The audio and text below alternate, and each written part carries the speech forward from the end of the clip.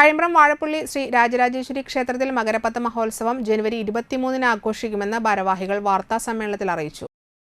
ഞായറാഴ്ച ദേവിയുടെ ഗ്രാമപ്രദക്ഷിണം ദേശത്തിന്റെ വിവിധ ഭാഗങ്ങളിലുള്ള 25 ക്ഷേത്രങ്ങളിലും 2 മഹല്ലുകളിലും സ്വീകരണം ഏറ്റുവാങ്ങി വൈകിട്ട് ക്ഷേത്രത്തിൽ തിരിച്ചെത്തും. തിങ്കളാഴ്ച നാരായണീയ പാരായണം, 21-ന് ഐവർ നാടകം, 22-ന് ഉത്സവ ബലി, തായമ്പക, ഉത്സവ ദിവസം രാവിലെ 7 ആനകളോടുകൂടി ശീവേലി എഴുന്നള്ളിപ്പ്, വൈകിട്ട് പൂരം വരവ്, തുടർന്ന് ക്ഷേത്രത്തിൽ പകൽ പൂരം, വർണ്ണമഴ, അന്നദാനം, രാത്രി ഉറുമി ബാൻഡിന്റെ സ്റ്റേജ് പ്രോഗ്രാമും ഉണ്ടായിരിക്കുമെന്ന് ഭാരവാഹികൾ പറഞ്ഞു.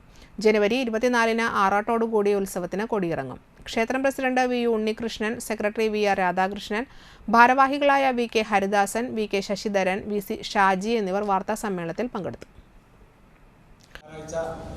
25ഓളം ക്ഷേത്രങ്ങളിലും 2 മഹല്ലുകളിലെയും മഹനീയമായ സ്വീകരണങ്ങൾ ഏറ്റുവാങ്ങിക്കൊണ്ട് രാവിലെ 9 മണിക്ക് പുറപ്പെട്ട് വൈകിട്ട് 6 മണിക്ക് ശേഷം ക്ഷേത്രത്തിൽ തിരിച്ചു വരും.